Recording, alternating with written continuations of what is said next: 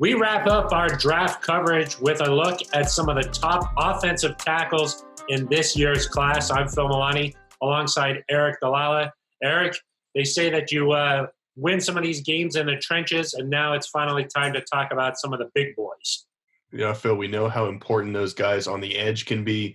You leave them on an island sometimes against the game's best pass rushers. So those tackles, maybe it's a direction the Broncos choose to go at 15. There could be some good players left. Yeah, the Broncos have not fully committed to Garrett Bowles, have not given him that fifth-year option yet. So I would say that offensive tackle could still be on the board. And Aric, let's start with one of the top in this year's class, and that's Alabama's Jedrek Wilts. Yeah, Phil, there's not a lot of unanimous consensus here about which of these guys is the best, but I think Wills is probably at the top of most lists. He was first-team SEC last year, second-team All-American, just dominant in the run game and good in the pass game as well. Where I have questions about him is that he's played all of his games in college at right tackle, played that position in high school too. Obviously, the Broncos have Juwan James at right tackle, and so you'd either have to move James to left or, you're projecting a little bit with Jedrek Wills at left tackle. Not saying it can't be done, but some uncertainty there, Phil. And I think it's unlikely, unless the Broncos trade up, that Wills would be there at 15. Yeah, 6'4", 312 pounds, coming out as a junior. They say that he's light-footed despite his big size.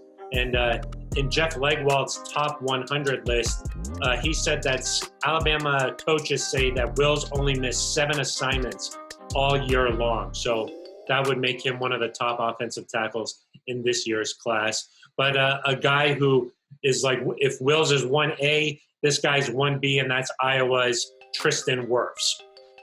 Yeah, Phil, I like this guy. First-team All-American last year, was the Big Ten's Offensive Lineman of the Year. Another big guy, 6'4", 320.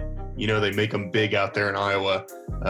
He's a guy that I think could play guard, too. We've heard that a little bit, and so that's kind of where the potential is interesting for me, is he could play right away for somebody at guard and then slide out to left tackle if you needed him to. Played a little bit of left in college, again, mostly right tackle. And I think we're seeing that more and more, Phil, where it's difficult to project offensive linemen to an NFL-type scheme after what they're doing in college. But, yeah, again, just an athletic guy. It looks like a high-level starter for a long time. Yeah, he came right out of high school as a grown man. He started in the Big Ten as a true freshman, and he's the first person in Iowa since the 1950s to win state titles in both the shot and the discus in 3 consecutive years.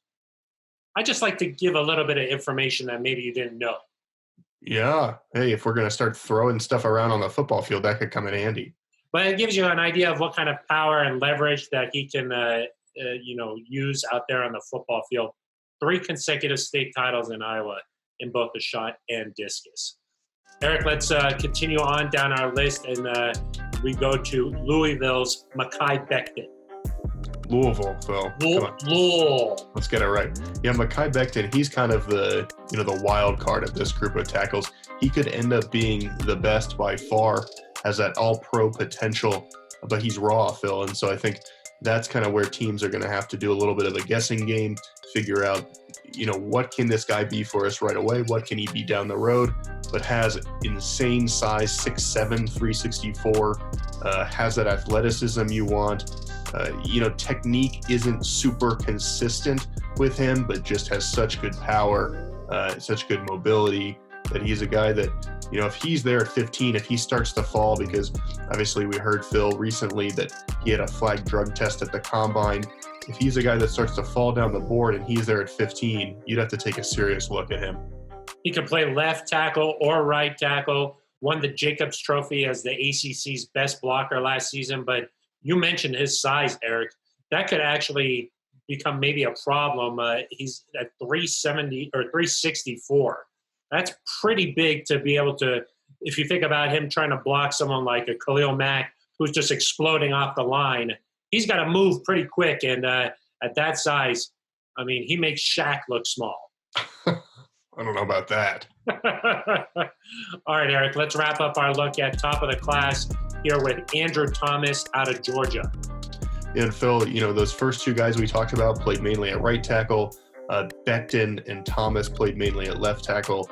And whereas Beckman is the projection, what are you going to get from him? Thomas is that steady guy, exactly what he's going to be. He was a freshman All-American. He was first-team All-SEC the next year. This year, a first-team All-American. He's played 41 out of 41 games the last 3 years. He's just done it consistently over and over and over. Does he have quite the upside as some of these guys? Probably not, but I think what you're going to get with him. He's going to be a real consistent player. And again, he's got the size you want at 6'5". So we'll have to see. He's a guy that I think could be most likely to maybe fall down in that range. Yeah, and he's another guy who started as a true freshman in the SEC. So that's incredible coming out of high school like that. And Aric, you want another little tidbit about Thomas here? I love tidbits. Yeah, what did he do in the 30-yard dash? Exactly. He played drums and piano in high school for his concert band there. So wow, could be a huge addition to the rookie show. That's true. He can do it all, Phil. They say that his balance is a little bit of a concern. It has to improve a little bit there. But, yeah, he, of the top of the class here, I think is most likely to be available at 15, Aric. Yeah, I agree. And, again, since we don't know, just to echo you, Phil, what the Broncos are going to do with Garrett Bowles, it's possible they could draft a player and have him start right away at left tackle. It's also possible they could take somebody in a later round and start to develop him as Garrett Bowles plays out his contract. Or they could pick up his option after the draft. So we don't quite know what's going to happen there, and that's why paying attention to these tackles is important.